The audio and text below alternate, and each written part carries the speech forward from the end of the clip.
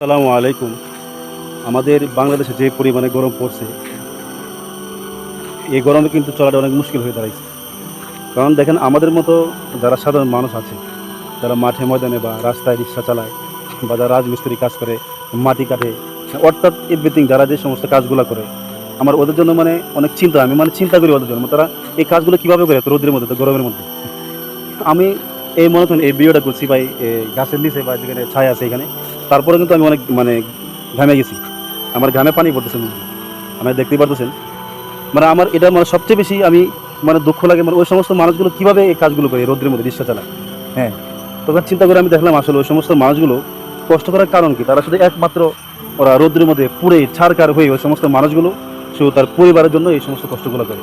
যাতে আমি আমার ছেলে সন্তানগুলোকে ৩ মুঠো ভাত খাওয়াইতে পারি, আমি ৩ বেলা ভাত খাওয়াইতে পারি, যাতে আমার ছেলের ভবিষ্যৎটা হয়, যাতে আমার ছেলে বড় হয়ে আমার মতো রিক্সা না চালাতে হয়, আমার ছেলে বড় হয়ে যাতে আমার মতো রাজমিস্ত্রির কাজ না করতে হয়। প্রত্যেকটা বাবাই এর চিন্তা করে এই প্রচণ্ড রৌদ্রের মধ্যে আজকে আমাদেরকে লালন পালন করতেছে। কিন্তু আমরা দিন শেষে ওই সমস্ত মানুষগুলোকে আমরা বুঝি না, চিনি না।